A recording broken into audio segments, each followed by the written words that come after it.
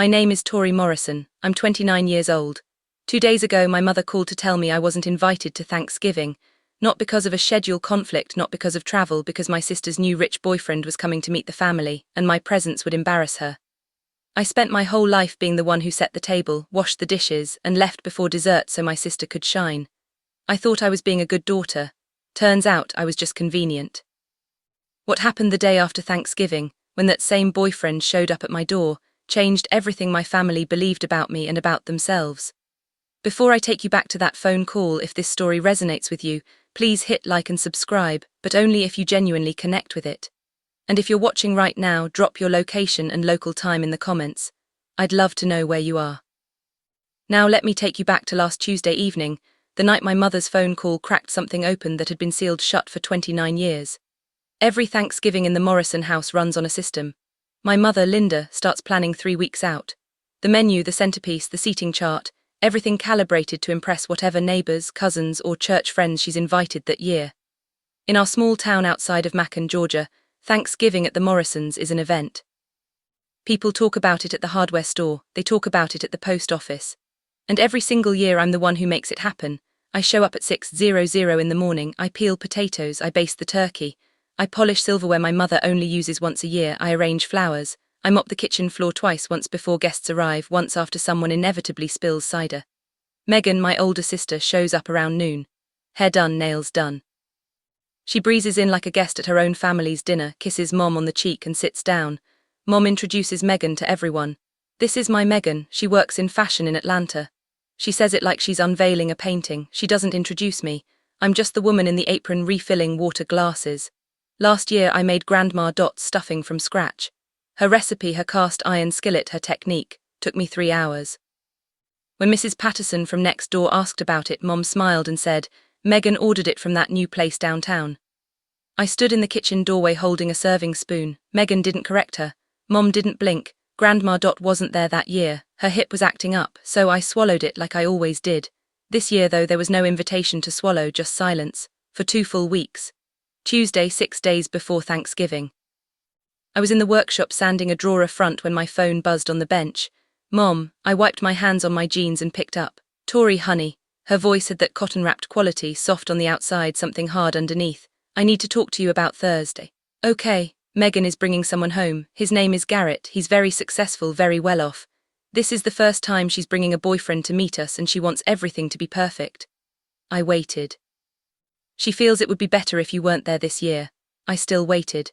You understand, right? Your hands, your clothes, you know how you come across, Tori. She doesn't want Garrett to get the wrong impression of the family. You'd embarrass her. The workshop was silent except for the space heater clicking on and off.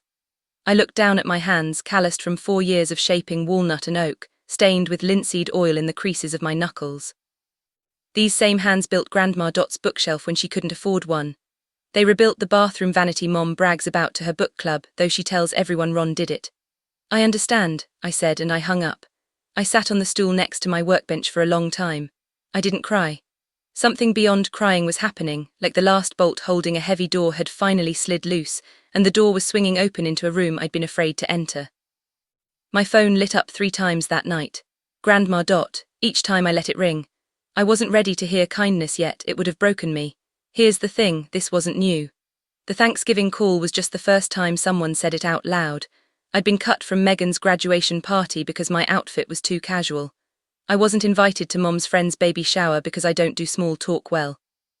Christmas 2 years ago, Megan was stressed, so Mom asked me not to come until after dinner when the dishes needed washing. Each time I told myself it was a one-off, a scheduling thing, a misunderstanding. But this time Mom handed me the reason on a silver platter. You would embarrass her.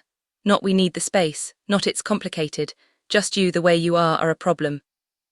And if I stayed quiet again, if I nodded and shrank and showed up the next time they needed someone to set the table, then I wouldn't just be invisible, I'd be erased. I checked Megan's Instagram that night, a story from earlier in the day, the dining room at Mom's house. Tablecloth pressed, candles out, the good china. Mom, Dad, Megan, all smiling, all dressed up. The caption read, getting the house ready for our special guest, family first. Family first. I counted the faces in the photo. 3, there should have been 4, I almost texted Megan.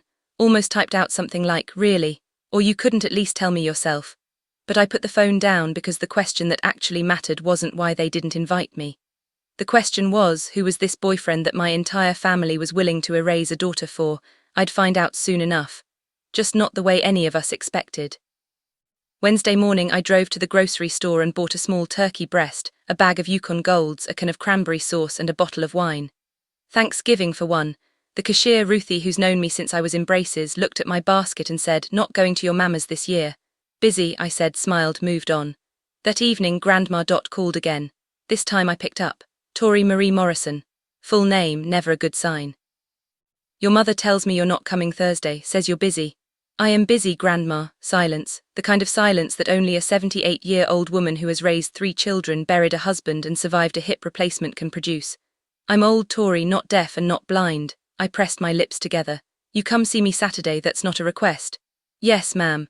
After I hung up I walked into the workshop. The big project sat in the center of the floor. A dining table and 8 chairs. Solid walnut dovetail joints. 6 months of my life nearly finished. The client, Callaway Interiors, had ordered it through their project manager. I'd never met the owner.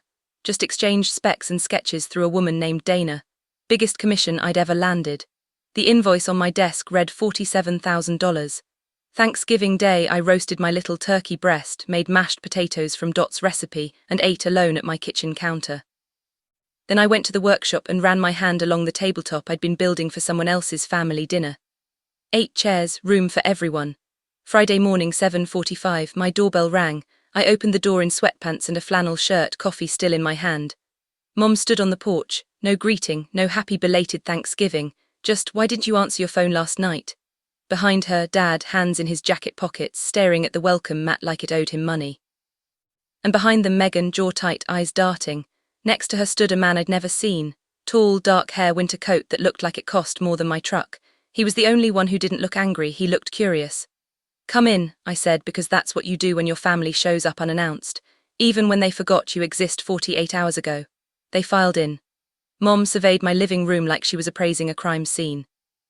Megan stayed close to the man, Garrett, I assumed. "Garrett wanted to visit a woodworking shop in town," Mom said, her voice overly casual. "Megan mentioned you might know where it is." I looked at Megan, she looked at the floor. "Which shop?" I asked. "Morrison Woodcraft," Garrett said, "on Birch Street." I set my coffee down. "That's my shop," I said, "has been for 4 years. The room went very still. Mom's mouth opened, then closed. Megan's hand tightened on Garrett's arm. Dad looked up from the welcome mat for the first time. Garrett turned to Megan, then back to me, then back to Megan. "You said your sister lives out of state." Megan's voice came out thin and fast. It's complicated." It wasn't complicated at all, and every person in that room knew it. Garrett stepped further into the living room. His eyes moved across the walls, past the framed photo of a cherry credenza I'd built 2 years ago, past the black and white shot of Grandma and me standing next to her finished bookshelf, past the small sign by the door that read Morrison Woodcraft, established 2022. "Morrison Woodcraft," he said slowly. "That's you, that's me." He turned to Megan. "You told me you didn't have a sister in town." "Garrett, can we not do this here?" Megan's voice pitched higher. Her hand was still gripping his arm. He didn't move it away, but he didn't lean in either. Mom jumped in. "Garrett, Tori just does a little hobby work in the back, it's nothing. Mrs. Morrison." Garrett's voice was polite, measured. The voice of a man who chairs meetings and fires people gently. "I've been trying to meet this artisan for 6 months. My project manager has handled everything, but I've wanted to see the workshop since we placed the order." Mom blinked. 6 months, she said. We commissioned a custom dining table and chairs. Solid walnut, hand-cut joinery. Dana, my PM, said the craftsmanship was the best she'd seen in a decade. Nobody spoke. Somewhere in the kitchen my coffee maker beeped. I watched Mom's expression shift. Confusion first, then something tighter. She didn't know about Callaway Interiors. She didn't know about any of it because she'd never asked. In 4 years of running the shop, Mom had never once walked through the door. Garrett looked at me. "Can I see your workshop?" I held his gaze for a second, then nodded. "Follow me." The workshop sits behind the house, a converted 2-car garage with a row of tall windows on the south wall. When I opened the double doors, the morning light poured in across the concrete floor, catching the sawdust still floating in the air from yesterday's session. Garrett stopped in the doorway. The table sat in the center of the room, 8 ft long, solid black walnut, the grain running in clean unbroken lines from one end to the other. The legs had a subtle taper I'd shaped freehand, nothing from a template. Around it, 6 of the 8 chairs were finished, the remaining 2 clamped on the far bench. He walked to the table without a word, ran his fingers along the edge, crouched down and examined the joinery, the dovetails where the apron met the legs. He stood back up. "This is mine," he said quietly. "This is the Callaway order." I glanced at the invoice pinned to the corkboard above my bench. Callaway Interiors dining set custom commission. I looked at Garrett, then back at the invoice. The pieces locked together. "You're Callaway Interiors," I said. "I'm Callaway Interiors, and you're the one building my dining table." Behind us in the doorway, Mom and Megan stood shoulder to shoulder. Mom's face had gone white.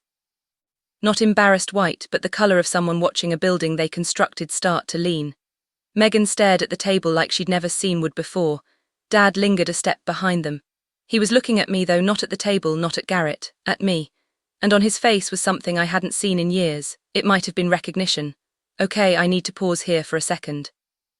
Standing in that workshop, watching Garrett run his hand across my dining table, the one I'd spent 6 months shaping joint by joint, while my mother stood behind him with the expression of someone who'd just swallowed her own lie. That was the first time something shifted inside me. My hands, the same hands Mom said would embarrass Megan, the same hands that were too rough for a Thanksgiving dinner table, those hands were the reason this man drove across town the morning after the holiday. If you've ever been told you weren't enough by the people who should have seen you first, drop a fire emoji in the comments. I see every single one. Now let me tell you what happened next, because the workshop was just the beginning. Back inside, Garrett was different. Not angry, recalibrating. I know the look. I get it myself when a measurement is off by a 1/16 of an inch and the whole design shifts. He sat at my kitchen table, the one I'd made from reclaimed pine 3 years ago, and talked shop. Grain direction, drying techniques, where I source my walnut. His questions were specific, informed. This wasn't small talk. This was a man who understood material. I answered each one the way I answered Dana's emails. Brief, precise, no filler. Then he pivoted.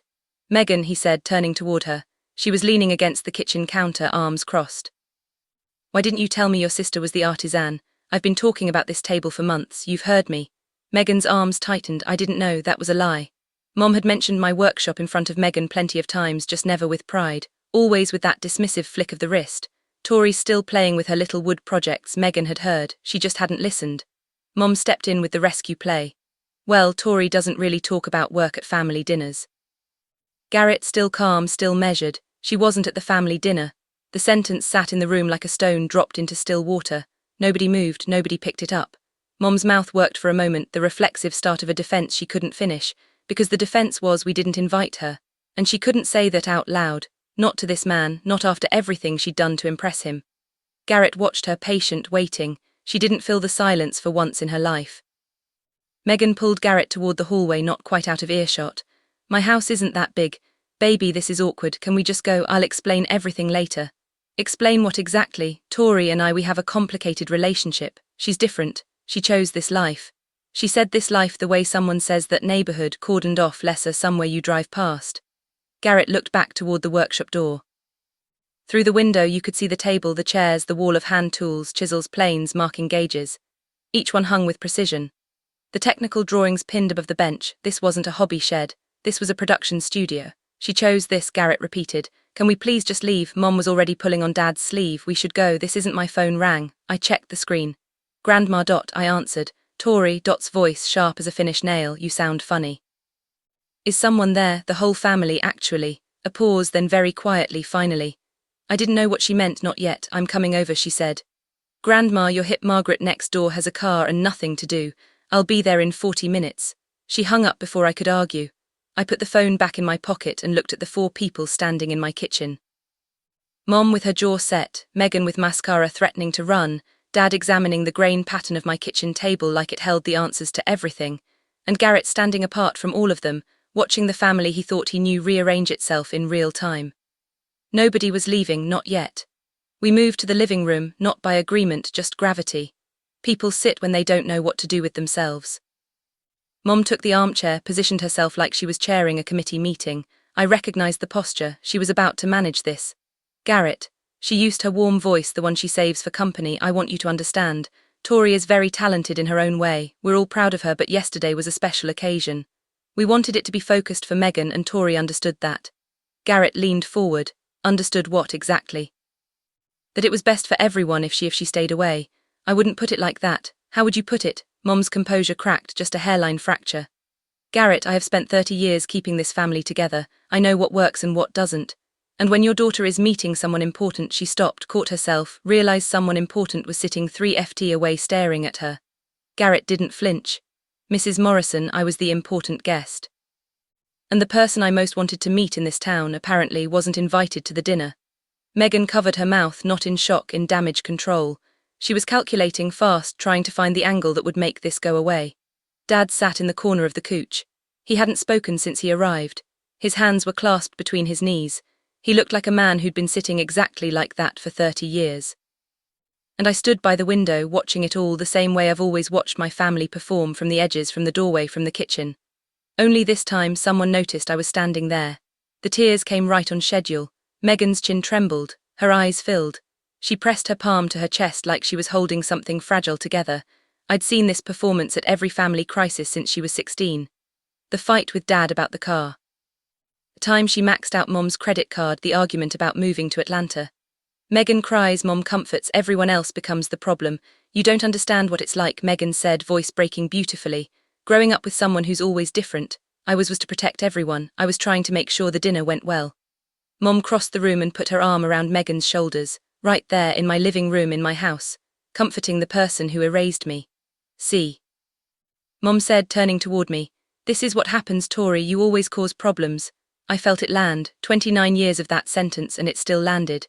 But for the first time I watched it land from the outside too, because Garrett was watching. And Dad was watching Garrett watch. And in the silence that followed Mom's accusation, I saw something I'd never seen in this family's choreography before. A witness, someone outside the system.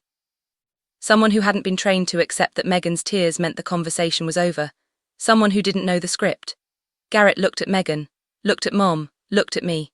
His expression wasn't pity, it wasn't even sympathy, it was clarity. He was doing the math, and I could tell the numbers weren't adding up the way Megan needed them to.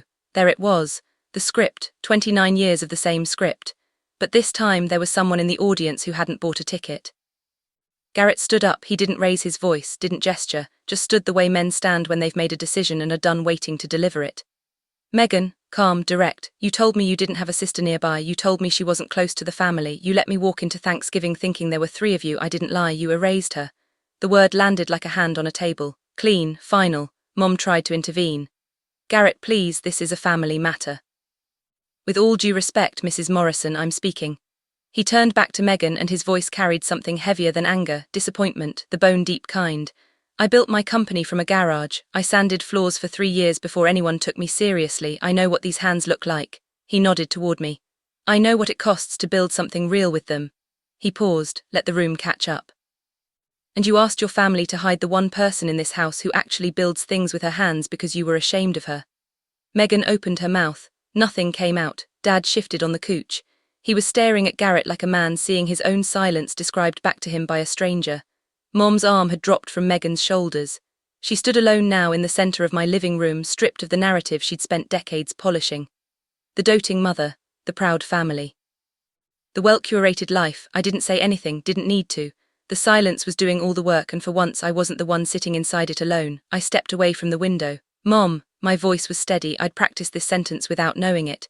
Every time I bit my tongue, every time I swallowed a response, the words had been forming somewhere underneath. I need you to hear this. Tori, not now. Yes, now, she went quiet. I've been the one who set the table every Thanksgiving. I cooked, I cleaned, I left before dessert so Megan could have the room, and I did it because I didn't want Grandma Dot to see this family fall apart. Mom's jaw tightened.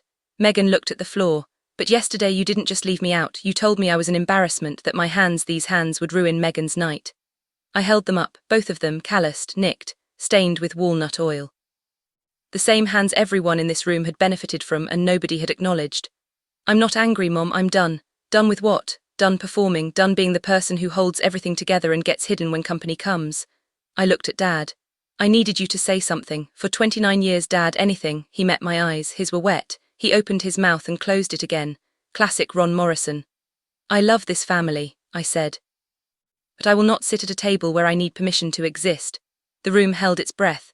Then the crunch of gravel in the driveway, a car door, the slow tap of a cane on the front steps. I knew that rhythm. Everyone in the room knew that rhythm. Grandma Dot was here, and she didn't knock. I want to stop here, just for a moment, that line. I will not sit at a table where I need permission to exist. I didn't rehearse it. It came from 29 years of swallowed words. And the look on my father's face when it landed, that look of a man hearing his own failure described in a single sentence. I'll carry that with me for the rest of my life. If you've ever had to say something like that to your own family, something that hurt you more than it hurt them, I see you. Type "I see you" in the comments, because some of us need to hear that today. Now, let me tell you about Grandma Dot walking through that door. The door opened and Dorothy Henderson walked in like she owned every room she'd ever entered. 78 years old, a cane in one hand, her good church coat buttoned to the collar. Behind her, Margaret from next door waved once and backed the car out of the driveway. Smart woman, she knew when to leave. Grandma Dot surveyed the room. Linda by the armchair, arms folded. Megan with mascara tracks down both cheeks. Dad on the couch, hands still knotted between his knees. Garrett near the hallway, standing slightly apart from all of them, me in the center. Well, Dot said, looks like I missed Thanksgiving but made it just in time for the truth. Nobody laughed, nobody was supposed to. She walked straight to me, took my hands, both of them, right there, and held them up exactly the way I'd held them up a minute ago. But Dot's grip was different. It wasn't defensive, it was proud. These hands, she said, loud enough for every person in that room, built my bookshelf, my nightstand, my granddaughter's crib. Yes, Megan, the one you used for 2 years before you donated it without asking. Megan flinched. Dot wasn't finished. These are the best hands in this family, and the fact that they weren't welcome at your dinner table is something I will never understand and I will never forgive easily. Mom, please, Linda started. Dot turned on her daughter with the precision of a woman who'd been saving this sentence.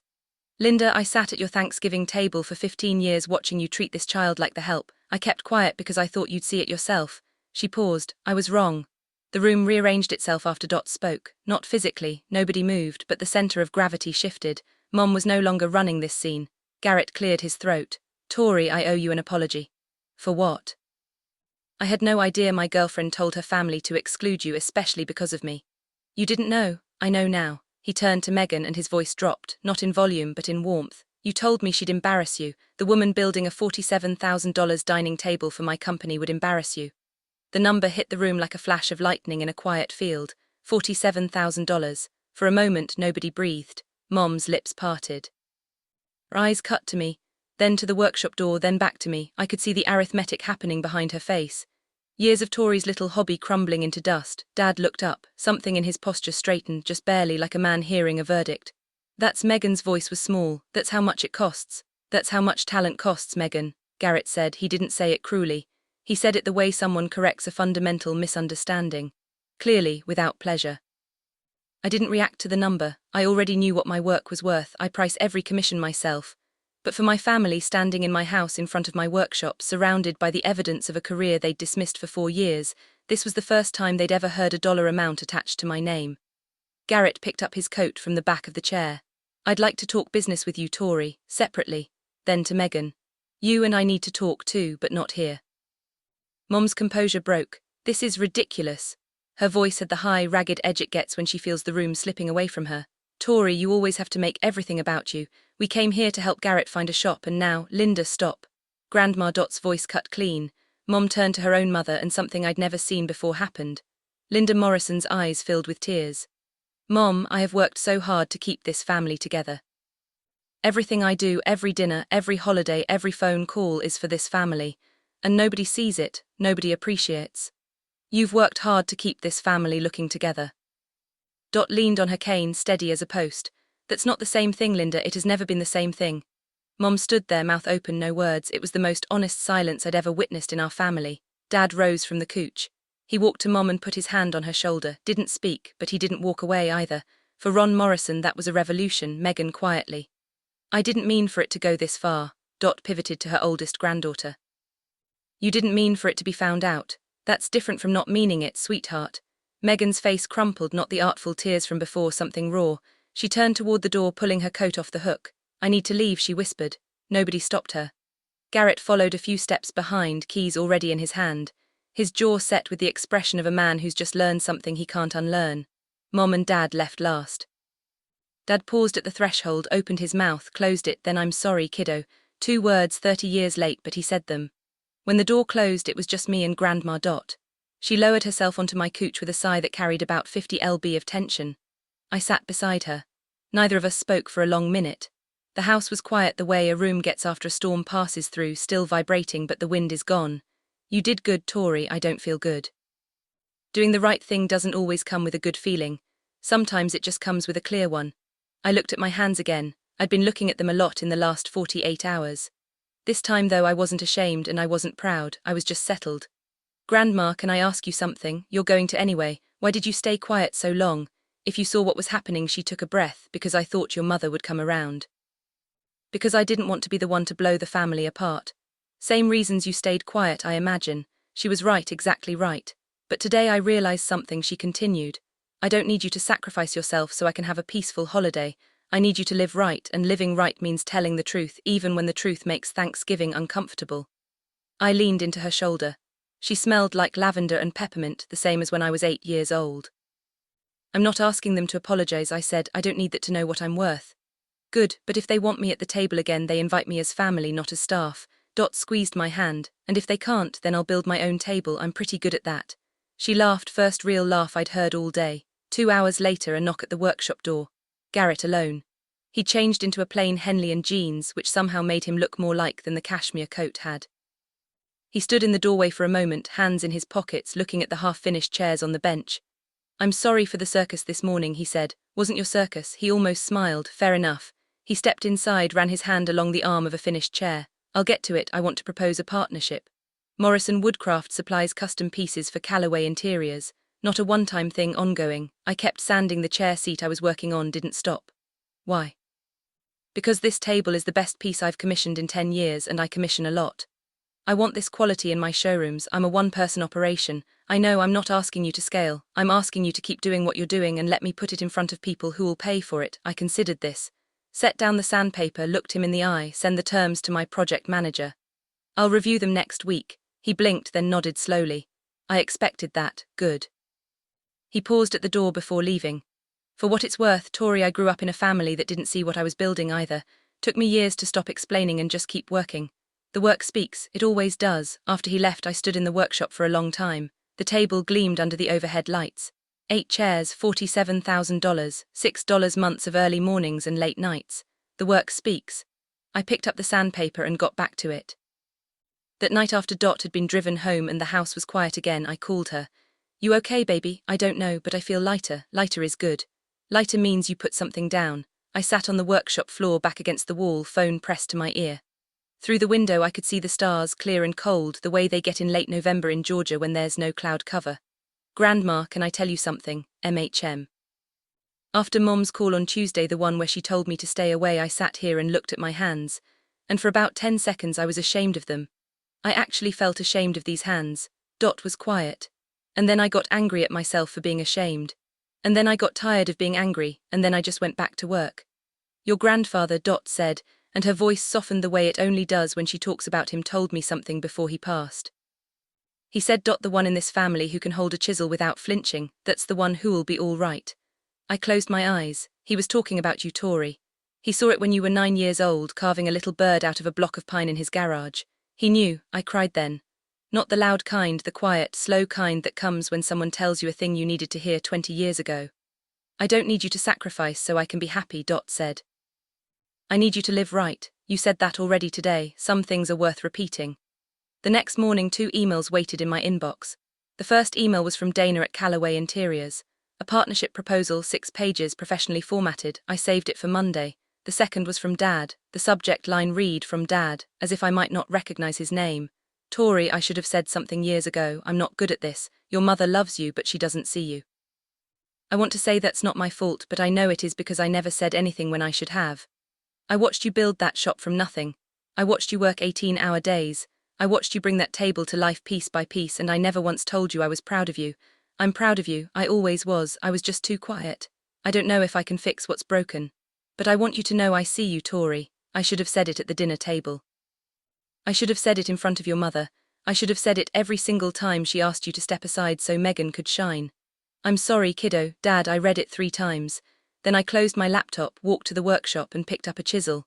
I didn't write back that night, not because I was angry, because I needed the words to mean something when I did. A quick reply would have let him off the hook. A carefully considered one might actually start something real. So I worked the way I always work when I need to think, hands moving, mind sorting, sawdust piling up around my boots. Some things take time. Furniture, trust, fathers learning to speak. I'd give him the time, but I wouldn't fill his silence for him. Not anymore.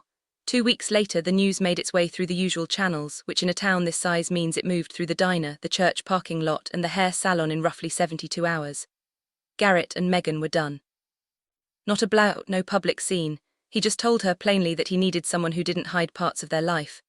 Megan moved back to Atlanta, changed her Instagram to private. She called me on a Wednesday afternoon. I was staining a bench for a client in Savannah. "This is your fault," she said, "no greeting, if you just stayed away like Mom asked." "Megan, he was going to propose, did you know that, Christmas Eve? He told me after we broke up." "Christmas Eve, Tori, and you ruined it." "Megan, he didn't leave because of me, he left because of what you told him about me." "Silence, you think you're better than me now," her voice cracked, "because some guy liked your little table. No, I think I've always been equal, you just couldn't afford to see that." I heard her breathing, ragged, hurt, furious. Part of me ached for her, genuinely. Megan isn't a monster. She's a woman who built her identity on being the impressive one, and when the scaffolding gave way, she didn't know how to stand without it. But I couldn't carry her weight anymore, not at the cost of my own bones. "When you're ready to talk about what actually happened, not about what I did to your relationship, I'm here. You know the number." I hung up, set the phone on the workbench, picked up the staining brush. The wood doesn't care who's angry, it just needs you to show up and finish the job. Mom didn't call. I heard about her from Grandma. The way you learn about weather systems second-hand at a distance. Watching the clouds from somewhere dry. Linda cried for 3 days, not about Garrett leaving Megan, though that hurt, about what Dot had said to her in my living room, the 15 years of watching, the silence that wasn't really silence, the difference between looking together and being together. Linda stopped coming to Dot's house for a week, which in our family is the equivalent of a diplomatic incident. Dot told me this on the phone, matter of fact, the way she reports everything. "Your mother's sulking," she said. "She does that when she's wrong and hasn't figured out how to make it someone else's fault." I almost laughed. Then Dot added, "She came over yesterday though, sat at the kitchen table, the one you built, by the way, when you were 26, and cried into her coffee." "What did she say?" "Nothing worth repeating yet. She's still in the part where she feels sorry for herself. The part where she feels sorry for what she did to you. That comes later if it comes." "You think it will?" Dot paused. "Your mother isn't evil, Tori, she's afraid. She's been afraid since she almost lost your father 15 years ago over money, and she decided the only way to stay safe was to make sure this family looks successful from the outside. Megan was her proof. You were the thing that didn't fit the frame. That doesn't make it okay." "No, it doesn't, but it makes it human, and human things can change." I held the phone and said nothing for a while. "Then I'm not calling her first, Grandma." "Nobody asked you to." December settled in. Cold mornings, frost on the workshop windows, the smell of coffee and sawdust before sunrise. I signed the Callaway partnership, not exclusive. I kept the right to take independent commissions. Garrett's team was professional about it. Dana sent the final contract with a sticky note that read, he wasn't kidding, best table he's ever seen. The first new order came in the week before Christmas. A custom credenza for a restaurant redesign in Charleston. Then another, a conference table for a law firm in Savannah. The Callaway name opened doors, my work kept them open. I hired Jake Phelps, 21, local kid, broad shoulders, quiet mouth. Dropped out of community college because he hated desks but loved building things with his hands. His father told him he was wasting his life. Sound familiar? I started him on basic joinery. He picked it up fast. By the second week he was cutting dovetails cleaner than I was at his age. Grandma came to the workshop every Saturday. She'd sit in the rocking chair I made her 2 Christmases ago, a blanket on her lap, a mug of Earl Grey in her hand, and watch us work. Sometimes she'd tell stories about Grandpa, the projects he'd done, the clients who'd come back 30 years later to say the furniture still held. Jake listened to every word. I didn't get a fairy tale ending. No tearful family apology at the door. No Hallmark moment where Mom shows up with flowers and says she was wrong. But I got something better. I got clarity. I got a workshop full of good wood and honest work. I got a grandmother who sees me, a father who's learning to speak, and a table of my own. That's enough. Let me talk to you directly for a moment. I spent 29 years thinking that keeping quiet was the same as keeping peace. That if I just absorbed the slights, ignored the favoritism, showed up early and left late, the love would come. That one day Mom would look at me the way she looked at Megan. That Dad would say out loud what I hoped he was thinking. That the family I kept propping up would finally prop me back. It didn't work that way. Keeping quiet wasn't keeping peace. It was keeping their comfort at the cost of mine. I don't hate my parents, I don't hate Megan. Hatting them would mean they still control how I feel about myself, and they lost that power the moment I said, "I understand," and hung up the phone. What I learned, what I'm still learning, is this. The people who love you don't ask you to shrink so someone else can look bigger. They don't hide you when company comes. They don't measure your worth by how presentable you look at a dinner table. And if they do, you don't owe them your silence. You don't owe them your disappearance. You don't owe them another Thanksgiving in the kitchen while they take credit for your work. You owe yourself the truth. I'm not saying it's easy. Standing in my living room telling my mother I was done, my voice was steady but my hands were shaking. Setting a boundary with someone who raised you feels like cutting a rope while you're still climbing it. But here's what I know now. The ground was always closer than I thought, and the fall didn't break me. The silence did. For 29 years the silence almost did. So here's where things stand. I see Dad on Saturdays. He drives the 40 minutes to my workshop, parks in the gravel lot and comes inside. Sometimes he helps sweep up. Sometimes he just sits on the stool by the window and watches me work. We don't talk about Mom, not yet. He's not ready and I'm not going to push. But he shows up every Saturday, rain or shine, and for Ron Morrison, that's more than he's done in 30 years.